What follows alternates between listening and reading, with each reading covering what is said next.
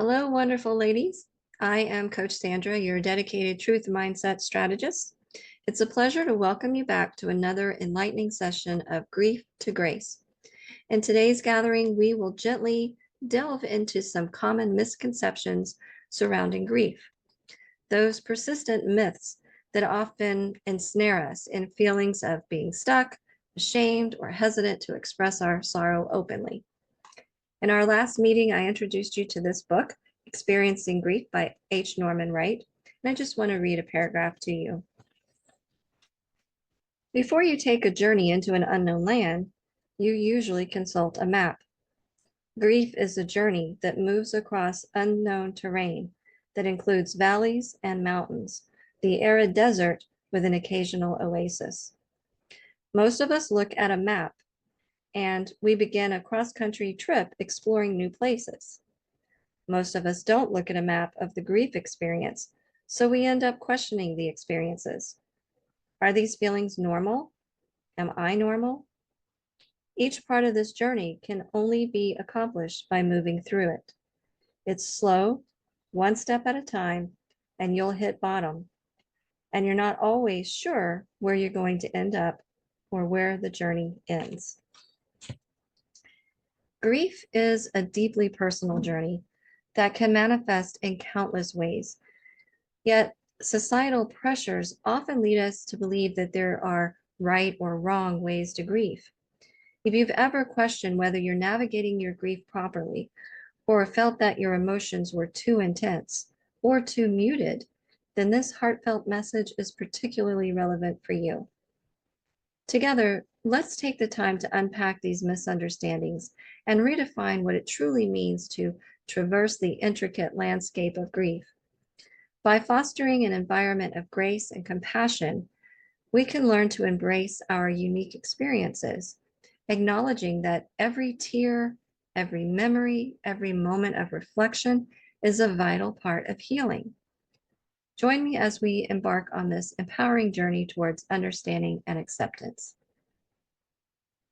Grief is a complex and non-linear journey, often messy and unpredictable, and it certainly doesn't lack a spiritual dimension.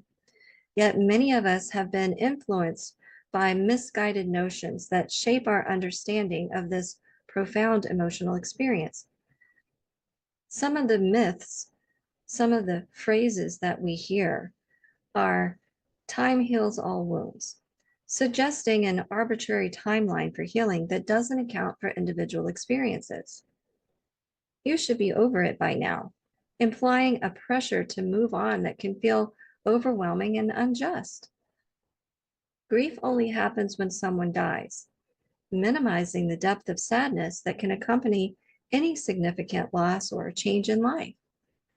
Christians should not grieve, creating an unrealistic expectation that faith should eliminate the pain of sorrow. Each of these beliefs can lead us to feel isolated and misunderstood on our journey through grief. These myths do not originate from the Bible. They emerge from a world that often struggles to confront the reality of pain and suffering. But our Savior shows an understanding and an acceptance of sorrow that is profound. He wept for those who mourned, lingered with the brokenhearted, and demonstrated a deep compassion for human suffering. His actions reveal a divine empathy that invites us to engage with our own grief rather than shy away from it. Let's replace these lies with truth. So myth number one was time heals all wounds. The truth declaration can be, time allows for healing, but only God heals the heart. Psalm 147:3 tells us, He healeth the broken in heart and bindeth up their wounds. And as H. Norman Wright explains, time doesn't heal anything. It's what you do with that time that matters. Myth number two, you should be over it by now. The truth declaration is, grief has no expiration date, but healing is possible. Jeremiah 31:17 says, For I will restore health unto thee, and I will heal thee of thy wounds, saith the Lord. This verse reinforces that While grief may linger, God is committed to restoration in His timing.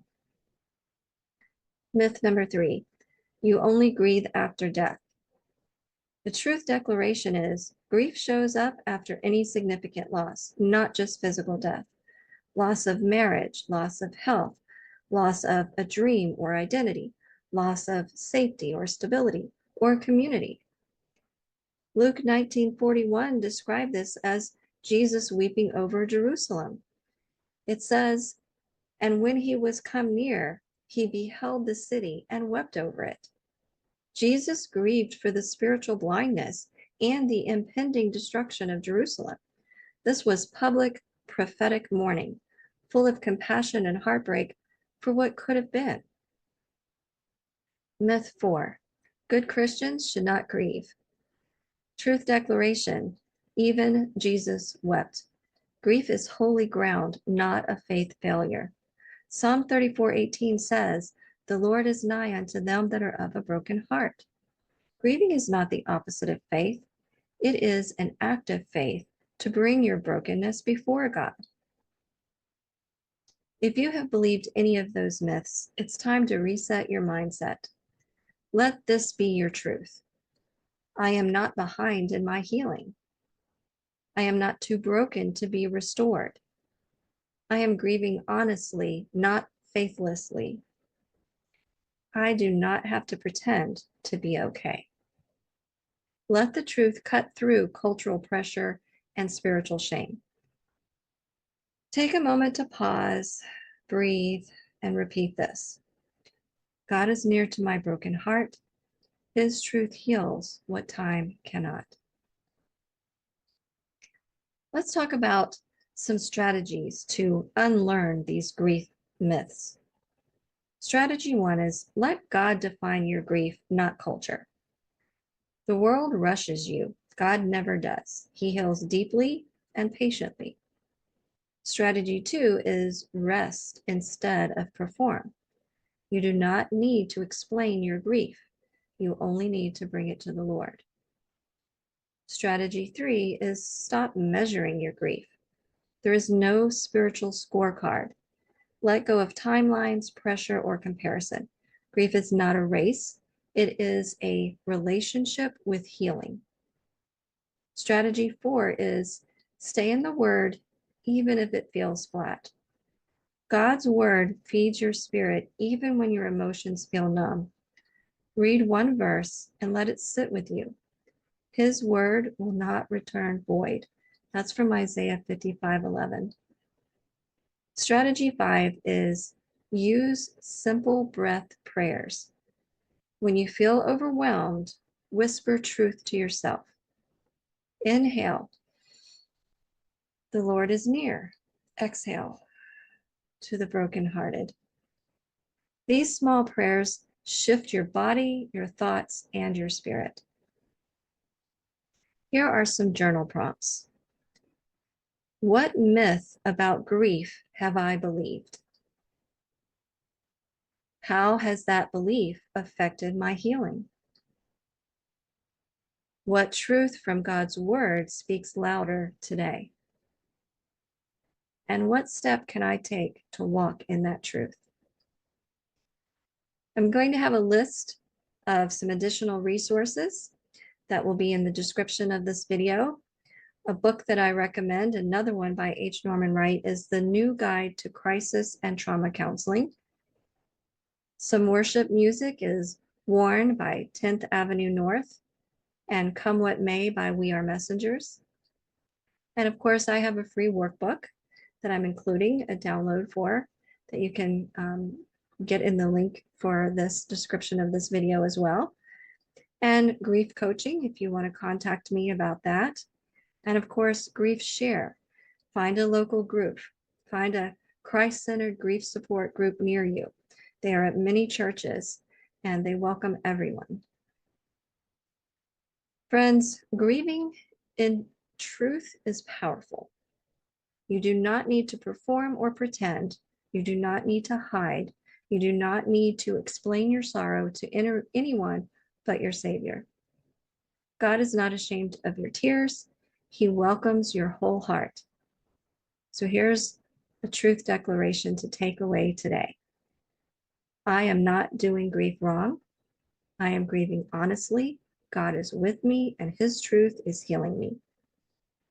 Join me next time as we explore the stages of grief, and are they biblical? It will bring clarity, compassion, and confidence to your healing journey. Until then, stay rooted in God's truth. You are seen, you are safe, and you are being restored. Be blessed.